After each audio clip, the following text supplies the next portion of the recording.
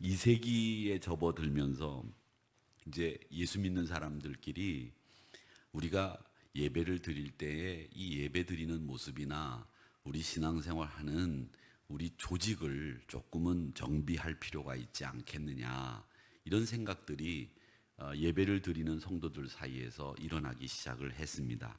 그래서 교회 내부를 이제 정비하기 시작을 했는데, 그 일을 한 대표적인 인물이 누구냐면 안디옥, 여러분 아시는 안디옥 있지요? 그 초대교회에 중요한 교회가 몇 군데 있었는데 그 중에 하나가 알렉산드리아, 안디옥, 예루살렘, 이 교회들이 굉장히 중요한 교회들이었는데, 그 안디옥 교회의 주교 담임 목사였던 이그나티우스 혹은 ig나티우스라고 하는 사람이 있습니다. 근데 이 사람이 교회 내에 조직을 좀 정비하자, 이런 이야기를 했습니다. 이 사람들을 우리는 뭐라고 부르냐면 가르칠 교자 아버지 부자를 써서 교부라고 부릅니다. 그러니까 교부는 어떤 사람이냐면 사도, 12명의 사도가 있죠. 그 밑에 제자들을 속사도 혹은 교부라고 부릅니다. 그래서 이 사람들이 사도들의 제자다, 이렇게 보시면 틀림이 없겠습니다. 근데 ig나티우스라고 하는, 그냥 짧게 우리가 이르면 이그나티우스라고 안 하고 ig나티우스라고 하는데, 이름은 하나님을 공경하는 자, 이런 뜻을 가지고 있는 인물입니다. 이 인물이 지금은 너무 오래돼서 상상에 의해서 그분을 그려놓은 성화입니다. 근데 이 성화를 보면 여러분, 이 옛날 교부들의 성화를 보면 뒤에 원이 있죠? 원이 있죠? 예, 이 원을 아우라라고 얘기를 합니다. 요즘 여러분들이 아우라 그렇게 얘기를 하죠. 그 아우라, 야, 저 사람은 아우라가 있어, 뭔가 풍기는 기품이 있고 그럴 때 아우라가 있다, 그렇게 얘기를 하는데 바로 이게 아우라입니다. 벌써 얼굴에서 뭐가 팍 뿜어 나오죠? 그래요, 안 그래요? 안 그래요? 네. 여러분 얼굴을 보면 어떠세요? 여러분 오늘 아침에 나오실 때 거울 보니까 여러분 얼굴에서도 뭔가가 빡 뿜어 나오던가요? 할렐루야. 품어 나오신다는 분이 계신데 이렇게 이 뒤에 원을 그려 놓습니다. 그러니까 이분들이 성현들일 경우에는 이렇게 교회에서 뒤에 아우라를 그려 넣습니다. 근데 이분이 베드로에게 서품을 받았다는 전설이 나오고 사도 요한의 직접 제자다, 이렇게 알려져 있습니다.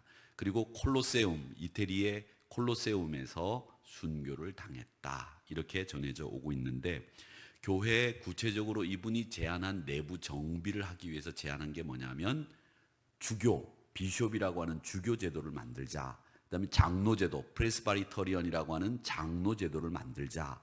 그다음 집사, 디콘이라고 부릅니다. 집사 제도를 만들자. 그래서 오늘날 목사, 장로, 집사 제도를 만들자고 최초로 제안한 사람이 이 ig나티우스라고 하는 사람이다. 하나님을 공경하는 자라고 하는 뜻을 가진 이 이름의 사람이 교회 내부의 직제를 그렇게 제안을 했다, 이렇게 하시면 되겠고, 이 천주교회를 가톨릭 교회라고 부릅니다. 이 가톨릭이라고 하는 말은 무슨 말이냐면 보편적인, 이런 뜻이에요. 보편적인, 가톨릭이라고 하는 말이, 그 보편적이라고 하는 이 뜻은 뭐냐면 누구나, 어린아이든 어른이든 배운 사람이든 못 배운 사람이든 누구나 다 올 수 있는 교회라 해서 보편적인 교회, 가톨릭 교회라, 그렇게 얘기를 합니다. 그러니까 가톨릭이라고 하는 말은 우리에게도 적용할 수 있는 말이에요. 그러니까 예전에 보면 어떤 직종에 종사하는 사람들끼리 모이는 교회가 있었어요. 음악인들의 교회, 연예인들의 교회, 또 뭐 의류업을 하는 분들의 교회. 그 교회는 정확히 말하면 교회 본질과는 떨어진 교회예요. 왜냐하면 교회라고 이름 붙여진 데는 누구나 다 올 수 있어야 됩니다. 그러니까 사실은 저 후암동이나 해방촌에 가보면 지금도 오래된 교회들이 있는데 그 교회는 그대로 있습니다. 저희 아버님 쪽 고종사촌 형님 목사님이 저 용산에서 목회를 하셨는데 침례교 목회를 하셨어요. 근데 그 침례교회는 이북에서 내려오신 분들끼리 모이셨는데 딱 72명이셨습니다. 사무총회를 할 필요도 없습니다. 재적 인원이 몇 명인지 다 알아요. 왜? 그 72명은 돌아가시거나 태어나시지 않으면 절대 변하지 않는 숫자입니다. 전도도 안 돼요. 전도가 되면 그 이북에서 온 사람이 아니면 그 교회에 발을 못 붙입니다. 그래서 딱 72명.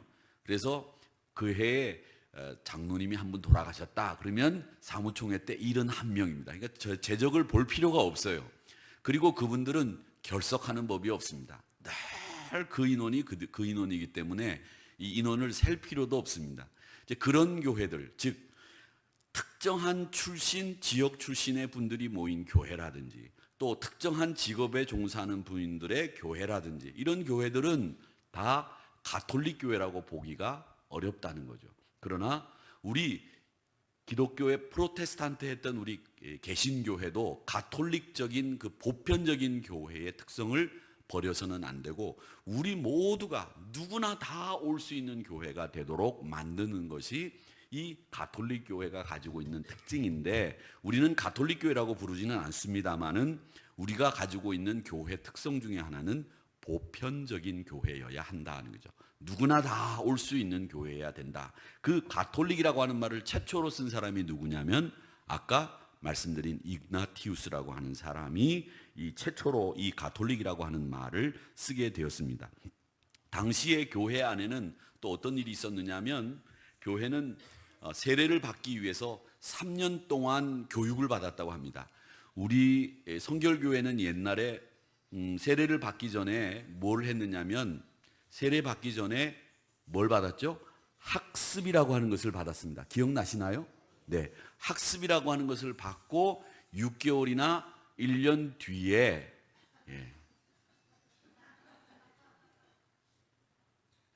정리가 되셨나요? 네네네. 괜찮습니다. 우리 뭐 핸드폰 들고 있어도 핸드폰 어디 있는지 모르는 판에 뭐 핸드폰 벨을 진동으로 바꿨는지 안 바꿨는지 어떻게 알아요? 그렇죠? 그래서 저는 울리면 울리는가 보다 그렇게 생각합니다. 또 한두 분 더 울릴 수도 있어요. 그러니까 너무 신경 쓰지 마세요. 그리고 너무 또 울린다고 해서 부끄러워하지 마세요. 학습이라고 하는 것을 받고 6개월이나 1년 뒤에 세례를 줬어요.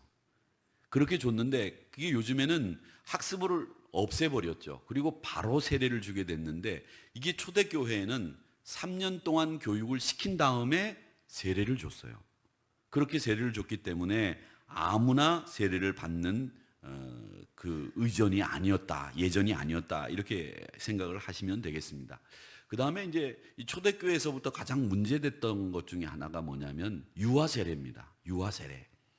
여러분 이 세례라고 하는 것은 자기 입으로 내가 그리스도를 구주라고 고백을 해야 받을 수 있습니다. 근데 어린아이들이 이제 1살 되고 2살 된 아이들이 그리스도 예수를 고백할 수 있느냐? 고백할 수 없지 않느냐? 자기 입으로. 그런 아이들을 어떻게 세례를 주느냐? 이런 부분에 대해서 여러 가지 문제들이 많았습니다. 그래서 저희 성결교회는 예전에 어떤 법을 지켰느냐면 헌아식이라고 하는 것을 했습니다. 부모님이 이 아이를 믿음으로 키우겠습니다. 예수 안에서 키우겠습니다. 라고 하는 의미로 헌아식을 유아세례 대신에 했었습니다. 그러다가 이 법이 유아세례라고 하는 법도 우리 안에 들어오게 됐는데 이 유아세례라고 하는 법이 들어온 이유는 다분히 정치적인 요소가 있었습니다. 뭐냐면 미주총회와 연합하는 과정에서 이 미주총회는 장로교세가 드셌기 때문에 미국에서 목회하는 목사님들이 유아세례를 할 수 있게 해달라 강력하게 요청을 해서 그 화합 차원에서 미주총회와 연합하면서 우리 교단도 유아세례를 받아들였으나 저희들은 웨슬레 전통에 의하면 유아세례는 시행해도 됩니다. 왜냐하면 우리가 신학적인 전통이 웨슬레인데 이 웨슬레라고 하는 요한 웨슬레는 성공회, 영국 성공회 소속 국교회 목사였습니다. 근데 성공회는 유아세례를 인정해요. 그러니까 웨슬레 신학 전통을 받아들였다고 하면 우리는 유아세례를 받아들여야 됩니다. 그런데 우리는 분명하게 알고 있어야 될 것은 내 입으로 고백하지 않는 한 세례 줄 수 없다라고 하는 것이 우리 신학의 전통이었습니다. 그리고 사실은 내 의지와 내 입으로 그리스도가 구세주입니다 해야 세례를 주는 게 맞는데 우리가 유아세례를 거행하면서 분명한 것은 그가 말은 할 수는 없어도 부모님과 교육 그리고 가정 환경에 의해서 이 아이는 분명히 그리스도 안에서 자랄 것이다 라고 확신할 경우에는 이제 입으로 시인하지 않아도 세례 줄 수 있다라고 하는 유연하고 좀 넓은 어린아이들에 대한 이해를 갖게 되어서 유아 세례를 하게 되었다, 이렇게 생각을 하시면 되겠습니다. 자, 이렇게 해서 이제 제가 정리를 해드렸는데, 그러면 이 교회 안에 목사제도, 장로제도, 집사제도, 또 전도회 제도, 이런 제도가 언제 생겼느냐? 생겼을 때가 있을 거 아니겠습니까? 여러분, 이 생긴 때가 언제냐면, 제일 큰 원인이 언제 생겼느냐면 베드로 사도가 순교를 당했습니다. 바울이 순교를 당했습니다. 그 교회 안에 큰 어른들이 돌아가시면서 지도력에 공백이 생겼어요.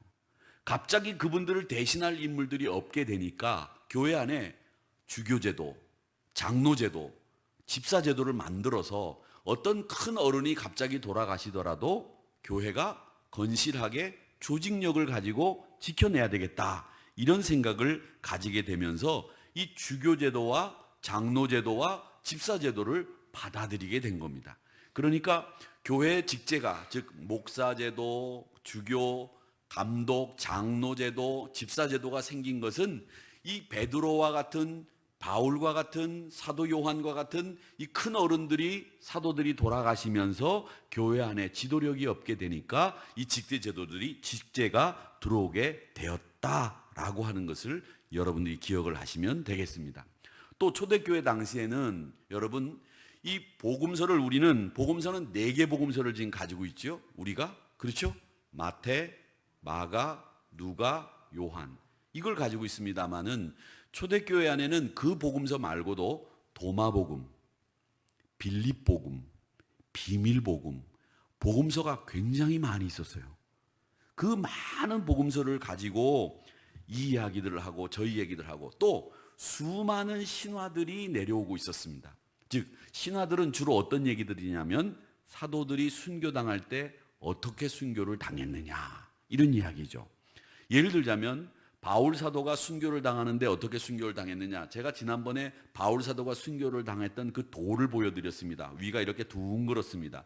그 위에 목을 올려놓고 있으니까 이 사형을 집행하는 집행인이 바울의 머리를 탁 내리치니까 바울의 머리가 3번 튀었다 그래요. 탁탁탁 3번. 그리고 바울의 머리에서 피가 나오지 않았다는 거예요. 근데 여러분, 피가 나오지 않았다고 하는데 우리나라의 불교를 제일 먼저 전래했던 이차돈이라는 사람 기억나세요? 국사 시간에 여러분 배우셨을 겁니다. 그분도 순교를 당했는데 그분은 목을 딱 치니까 목에서 흰 피가 나왔다고 배웠죠? 그렇죠.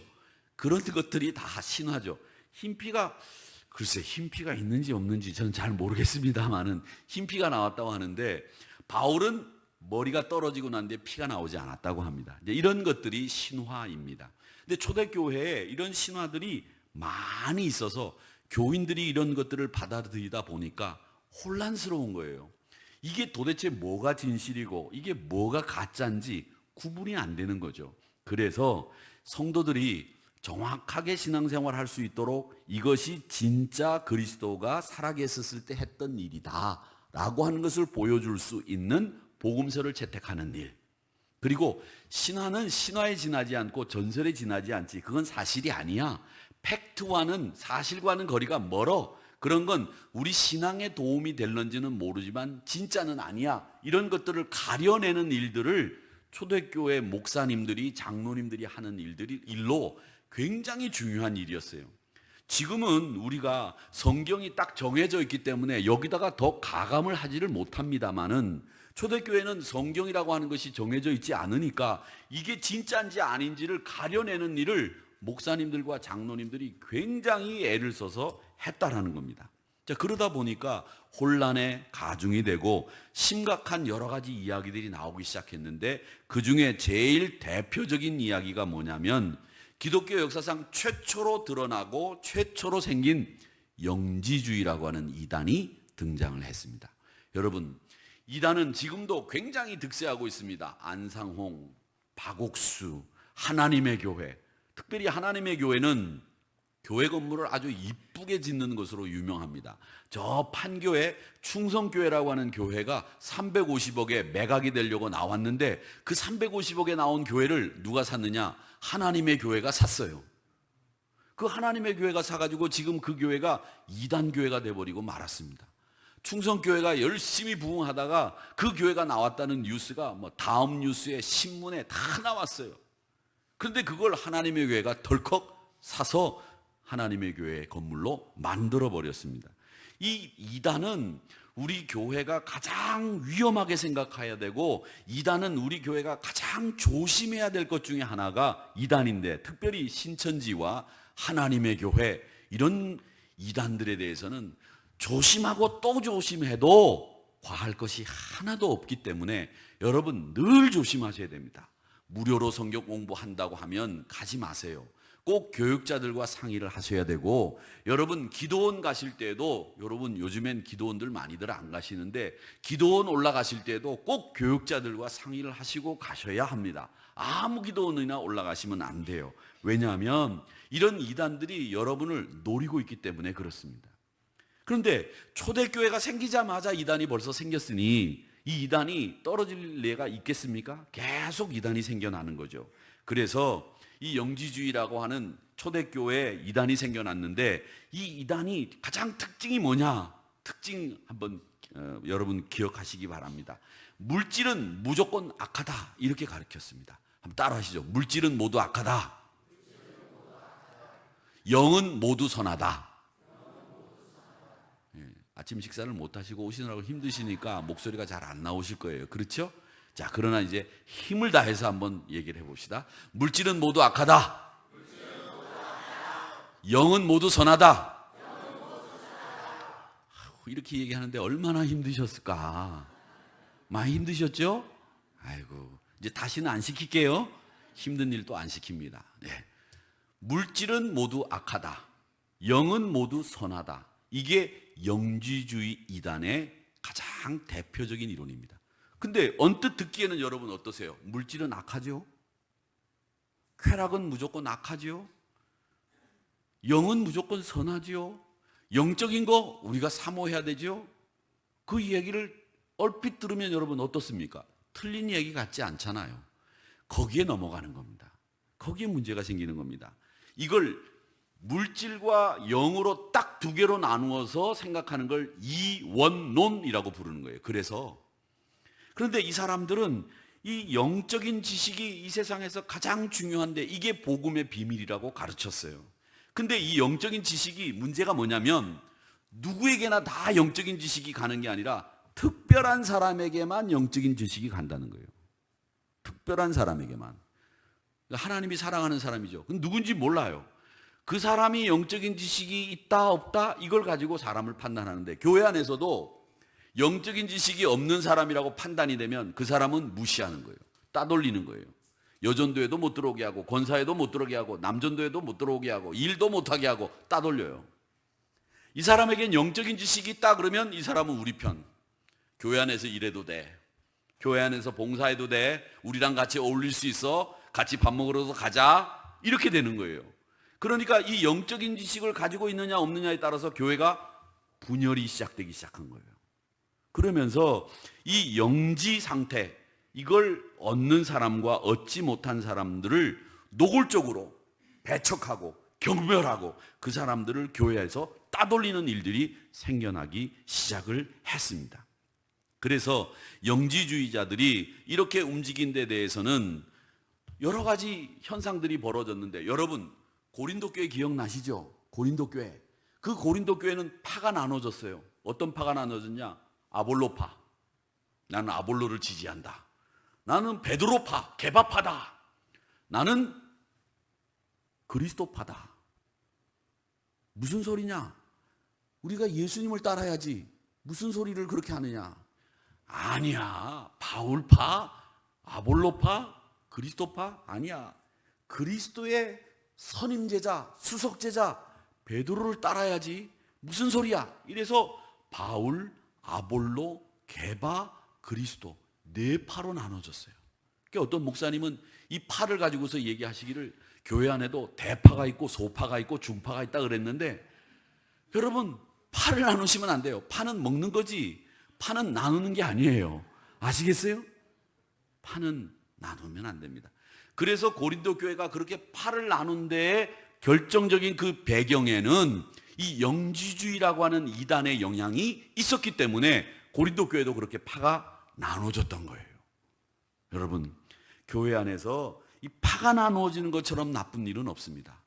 그리고 파가 나누어지면 어떤 현상들이 생기느냐면, 내 편이 아니면 무조건 남의 편은 나쁘게 말해요. 저 사람이 좋은 뜻을 가지고 했던 나쁜 뜻을 가지고 무조건 나쁜 것으로 판단해 버리죠. 그리고 내 편이 아니면 이 사람은 무조건 나하고는 어울릴 수 없는 그런 사람으로 생각하게 되면서 교회가 병들게 되는 거예요. 그러니까 여러분, 이 영지주의자가 얼마나 초대교회를 병들게 했는지를 우리가 알 수 있습니다. 근데 이 사람들이 가지고 있는 가장 문제는 뭐였느냐 하면, 여러분, 이 영지주의자가 생기게 된 가장 큰 이유는 교회 안에서 엘리트 의식이 생겨나기 시작했어요. 엘리트 의식. 그럼 뭐냐? 야, 난 너하고 달라.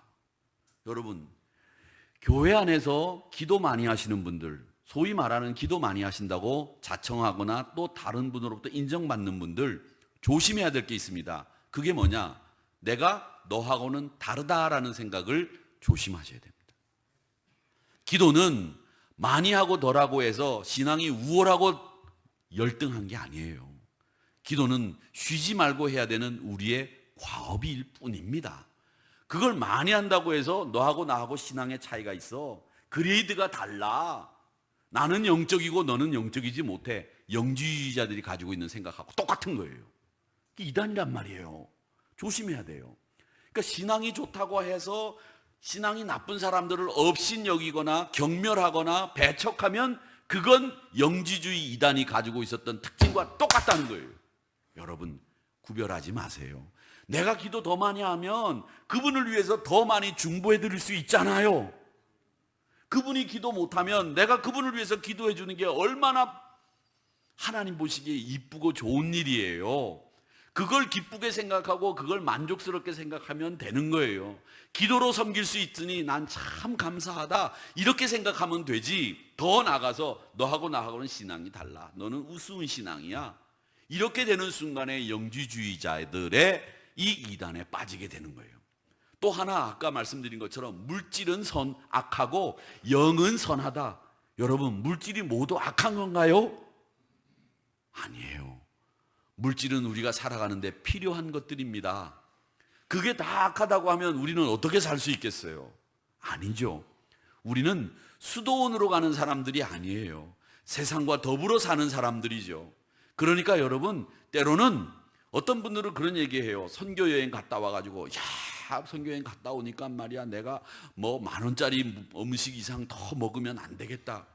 그러면 고급 식당들은 다 문 닫아야 되잖아요. 여러분, 여유가 있으면 좀 좋은 음식도 드세요. 그리고 또 때로는 가서 국밥도 드시고 떡볶이도 드시고, 그걸 가지고 막 다 상한선을 정해놓고 나는 요것만 먹을 거야, 그것도 죄가 될 수 있어요. 그거를 먹을 수 있는데도 안 먹는다? 야, 저 사람 참 존경한다? 아니에요. 그런 어떤 자기 틀에 매이는 삶을 살면 그것도 영지주의자들이 가지고 있었던 이원론과 똑같은 거예요. 여러분, 고생하실 만큼 하셨잖아요. 애쓰실 만큼 애쓰셨기 때문에 여러분들은 좋은 음식 먹을 수 있는 권리가 있어요. 그리고 자녀들이 어버이날 찾아와서 어머니 맛있는 거 먹읍시다 그러면 따라가서 아무 소리 하지 마시고 드세요.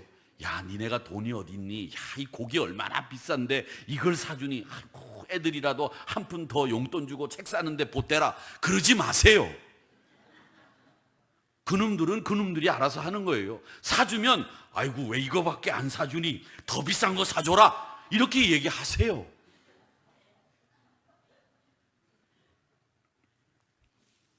그런 이원론적인 사고방식 때문에 우리 삶이 피폐해져요.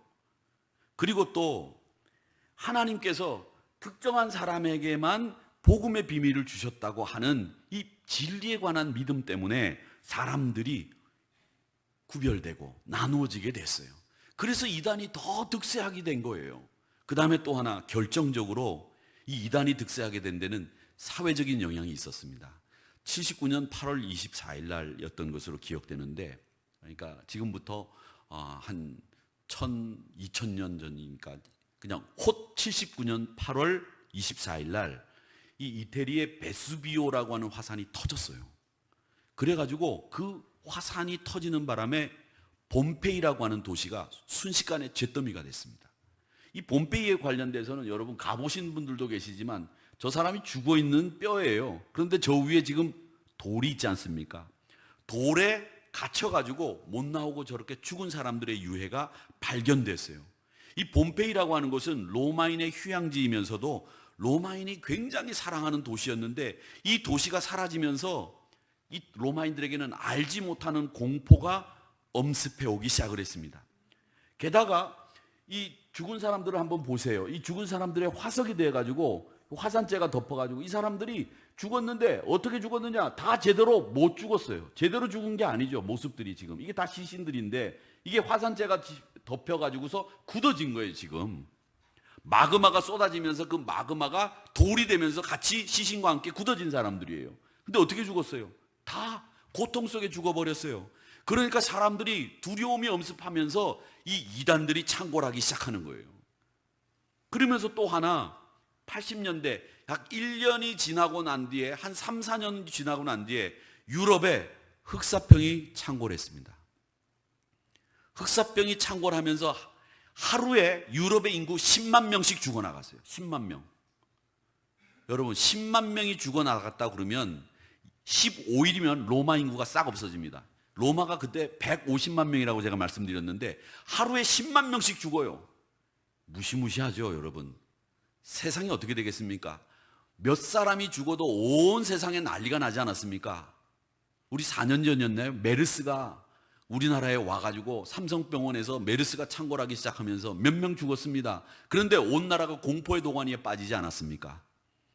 그래서 괜히 죄도 없는 낙타를 만지지 말라 뭐 이런 얘기까지 나와가지고 말이지, 낙타 있는 나라 갔다 온 사람들을 다 분리해가지고 말이죠. 그러지 않았습니까? 그런데 하루에 10만 명씩 죽어나간다고 해보세요. 우리나라에서 10만 명이면 도시 하나가 싹싹 없어지는 겁니다. 조그마한 소도시 하나가. 그러니까 사람들이 두려움에 휩싸이게 된 거죠. 그러면서 영지주의자가 득세하기 시작하면서 물질은 악하다, 영은 선하다, 이런 이야기가 통하기 시작한 겁니다. 자, 그런데 이게 뭐가 문제였느냐면 영지주의자의 가장 대표적인 인물이 하나 있었습니다. 마르시온이라는 사람입니다. 예, 마르시온. 이 마르시온이 오래된 사람이기 때문에 뭐 사진은 없죠. 이 사람이 사도 요한이고 이 사람이 마르시온이라고 하는 사람입니다. 그러니까 사도 요한의 제자가 아까 ig나티우스라고 하는 사람도 사도 요한의 제자였다고 말씀드렸죠. 이 사람도 사도 요한의 제자였어요. 마르시온. 근데 이 아버지가 목회자였는데 이 친구가 선박업을 하다가 아버지가 목사님인 그 교회에 소녀 하나를 겁탈을 했어요. 그래가지고 이 친구가 로마로 도망을 갔는데, 로마로 도망을 가서는 살면서 그가 한 일이 뭐였느냐 하면, 뭘 했느냐 하면 로마로 선박업자처럼 그렇게 행동을 하면서 영지주의 체계를 확립시켜 나갔습니다. 그 영지주의 체계를 확립시켜 나간 이 마르시온이 한 일이 두 가지가 있어요.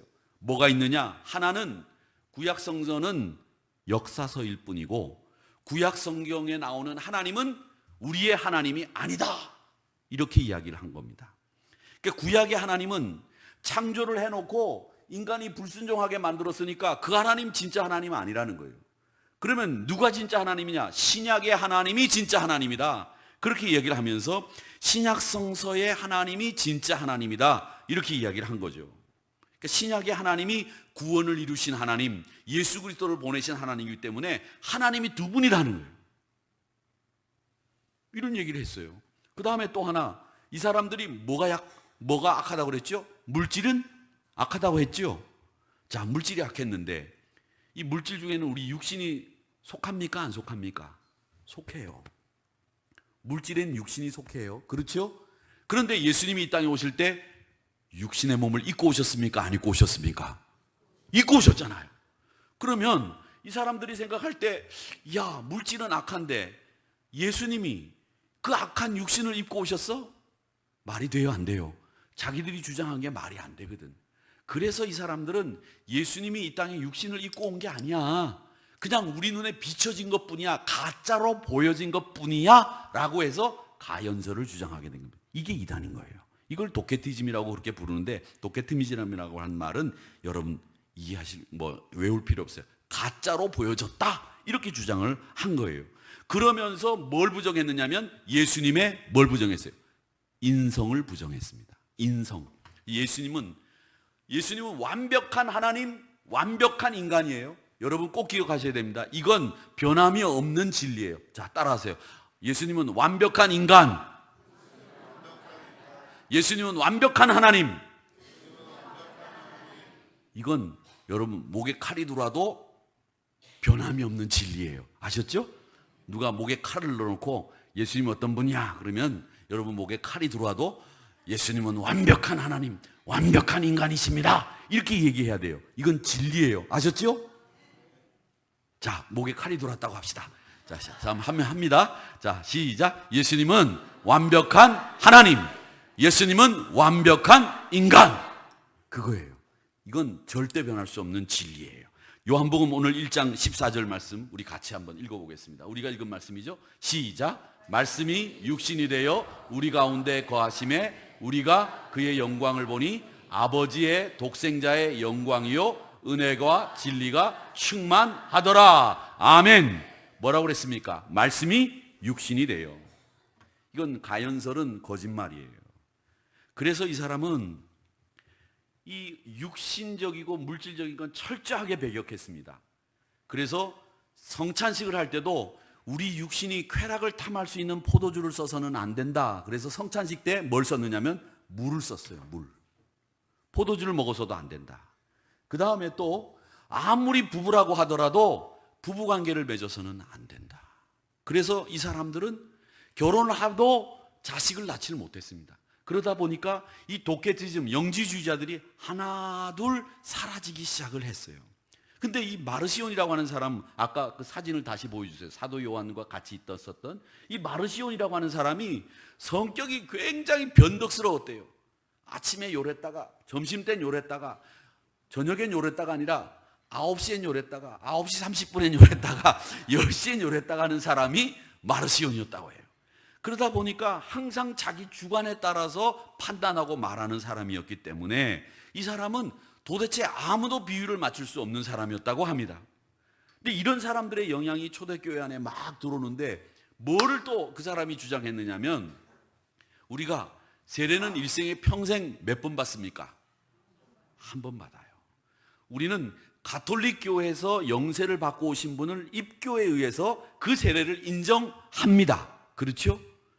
세례는 한 번이에요. 그런데 이 사람은 뭐라고 얘기했느냐면 연달아 똑같은 죄를 3번 범하면 다시 세례를 받아야 된다고 가르쳤어요.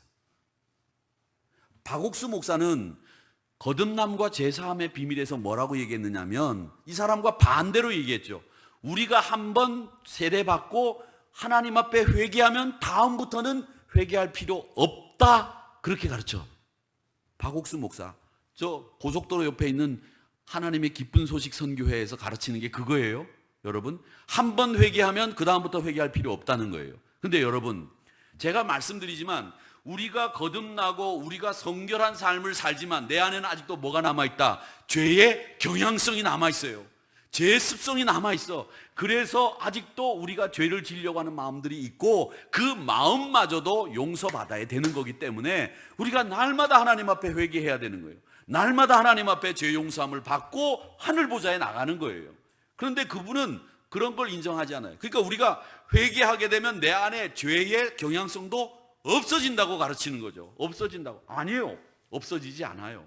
우리 육신이 있는 한 죄를 지으려고, 거짓말을 하려고, 도둑질하려고 하는 마음이 내 안에 계속 생긴단 말이죠. 이걸 다 잡고 말씀으로 지켜내고 우리가 회개하고 하나님 앞에 성결한 삶을 살아가는 거, 그게 우리가 이 땅에서 해야 될 일이란 말이죠. 그래서 어렵고 힘든 거예요. 그래서 더 마음의 갈등이 많이 일어나는 거죠. 예수 안 믿으면 그건 갈등이 일어날 일이 아니야. 야, 이건 뭐 네 거야 내 거야, 내가 먹으면 되지. 그러나 우리가 예수 믿으면 아니라는 거죠. 야, 이건 하나님 앞에서 죄 짓는 거라고 하는 걸 알기 때문에 우리 안에는 갈등이 생기는 거예요. 그러니까 여러분, 예수 믿으면서 마음 안에 갈등 생기는 거 가지고 여러분, 그거 내 신앙에 문제가 있다고 생각하지 마세요. 극히 정상적인 일이에요. 그래서 이 이단들로 인해서 기독교 초대교회가 흔들리게 됐다. 영지주의자가 초대 이단이었다. 자, 그렇게 이야기를 하시면 되겠습니다. 자, 그런데 그러면 이 이단 득세로 인해서 기독교에 미친 영향이 있습니다. 이단들이 득세하는 동안에 기독교에 긍정적인 영향도 있었고 부정적인 영향도 있었어요. 근데 부정적인 영향은 저희들이 살펴봤는데, 긍정적인 영향은 뭐냐면 성도들이 이단들이 득세하니까 자기 신앙을 돌보는 계기가 됐어요. 자기 신앙을 돌보는 계기가 됐어요. 그래서 내가 믿는 하나님이 누구이고 내 신앙의 내용이 뭐고 내 신앙의 기준이 뭔지를 살펴보고 헤아리게 되는 생각을 하게 됐다는 거예요. 이단들 때문에. 그러니까 이거 바람직한 거죠. 그래서 진정한 진리의 가르침을 누가 결정할 거냐, 이것도 생각하게 됐고 나름대로 이 이야기를 하게 됐어요. 그 다음에 또 긍정적으로 미친 영향이 뭐냐면, 마르시온이라고 하는 사람이 구약 성경을 역사서라고 인정하지 않고 신약 성경을 자기 마음대로 만들어가지고 가지고 다녔어요. 그러니까 교회 안에서는 정경을 이제 확정해야 될 필요가 생겼어요. 그래서 이 이단들 때문에 이 우리가 가지고 있는 27권 신약 성경뿐만 아니라 3927, 39권의 구약 성경을 확립해야 된다고 하는 필요성을 가지게 되면서 우리가 이 성경 정경을 확립하게 되는 계기를 마련하게 됐다는 거죠. 그러니까 이단들이 득세하면서 우리 신앙의 내용을 살펴보게 됐고 또 정경을 확립해야 된다고 하는 긍정적인 요소들이 생겨나게 됐다라는 겁니다. 그러니까 여러분 꼭 기억하시길 바랍니다. 이건 뭐냐면 여러분들이 누구인지를 알아야 되는 거예요. 내가 믿는 신앙이 뭔지를 아셔야 됩니다. 영지주의자를 통해서 우리가 배워야 되는 게 바로 그겁니다. 시편 46편 말씀 보겠습니다. 같이 읽어보겠습니다. 시작.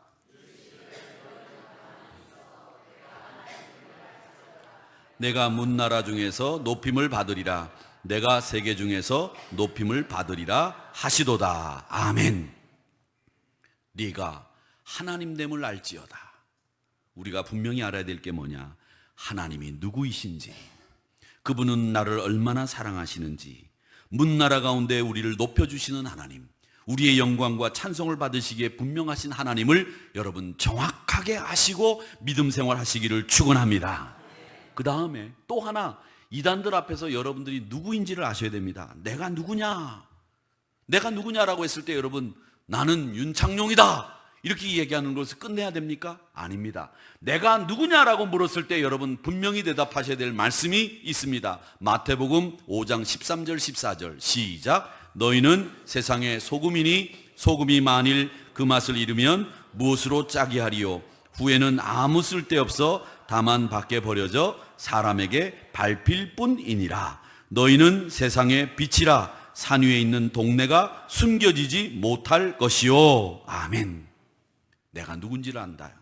뭐냐, 나는 세상의 소금이요 빛입니다 라고 하는 이야기를 할 수 있는 자기 정체성을 가지고 사는 신앙인들이 되셔야 됩니다. 그럴 때 이단들이 초대교회처럼 흔들지 못해요. 믿음의 반석 위에 섭니다. 나는 소금입니다. 나는 빛입니다. 주여 이 세상을 만나게 만들고 밝게 만드는 사람이 바로 저들입니다. 저희들이 부족하지만 그 일을 위해서 부름받았으니 열심히 달려가겠습니다. 이렇게 다짐하는 여러분들이 되시기를 주님의 이름으로 축원합니다. 여러분들이 누군지를 아셔야 돼요. 그리고 당당하셔야 됩니다. 흔들리지 마세요. 두려워하지 마세요. 떨지 마세요. 마귀 앞에서는 떨지 마세요. 예수님이 함께 계시는 줄 믿습니다. 그리고 또 하나 우리는 분명히 알아야 될 것은 어떤 특정한 사람에게만 복음의 진리가 주어지는 거 아니에요. 목사에게만 비밀이 주어지는 거 아닙니다. 여러분 공부하고 하나님 앞에 기도하고 말씀 보면서 얼마든지 하나님의 비밀을 누구든지 알 수 있고 가질 수 있습니다. 여러분 신앙의 정도는 있어도 그 신앙의 정도를 가지고 사람을 무시하거나 사람을 배척하거나 구별할 필요 있다 없다? 없습니다. 우리는 다 한 형제요 한 자매라고 하는 사실을 잊지 마시기를 축원합니다. 이단들이 하는 짓이 뭐냐? 사람을 구별해요. 이단들이 하는 짓이 사람을 나누어요. 근데 우리 믿음의 사람들은 사람을 나누지 않습니다. 우리나라 국가대표 축구팀이 아시안게임에서 금메달을 땄는데 손흥민 선수가 주장이었다고 하죠. 그 손흥민 선수가 슬로건을 내걸고 금메달을 딸 때까지 내건 슬로건이 뭐냐? 원팀이었습니다. 원팀. 우리는 하나다. 우리는 원팀입니다. 그걸 잊지 마세요. 원팀. 원팀. 그래서 오늘 말씀 보면 우리는 내가 누구인지를 알아야 되고, 내가 섬기고 사랑하는 하나님이 누구인지를 분명히 알고, 그런 다음에 또 하나 우리가 해야 될 일은 뭐냐? 복음의 비밀은 누구에게나 주어졌다라고 하는 사실을 기억하시기를 바랍니다. 에베소서 6장 19절 한 말씀 더 읽어보겠습니다. 시작. 또 나를 위하여 구할 것은 내게 말씀을 주사 나로 입을 열어 복음의 비밀을 담대히 알리게 하옵소서 할 것이니. 아멘. 여러분 모두에게 입을 열어 복음의 비밀을 담대하게 말씀할 수 있도록 만들어 주셨다. 이 사실을 꼭 기억하시기를 바랍니다. 이 세 가지 사실만 분명하게 알면 여러분 이단에서 여러분을 지킬 수 있습니다. 이단들이 이걸 가지고 늘 공격하거든요. 하나님의 말씀 네가 하는 거 잘못된 거야. 너 신앙생활 지금까지 하고 있는 신앙의 내용이 틀렸어. 네가 믿는 하나님 그 하나님이 아니야. 재림 예수가 또 있어. 이 세 가지에서 다 변형된 게 이단들의 이야기예요. 이게 여러분들 머릿속에 딱 기억하시면 됩니다. 이 세 가지만 분명하게 내가 확신하고 살면 이단으로부터 나를 지킬 수 있다. 초대교회도 이것 때문에 흔들렸다라고 하는 사실을 기억하시면서 말씀이 힘이 되고 여러분이 하나님의 능력을 가지고 내가 당당하게 믿음으로 살아가는 한우리 성도라고 하는 사실로 늘 힘있게 오늘도 승리하시는 저와 여러분이 되시기를 주님의 이름으로 축원합니다.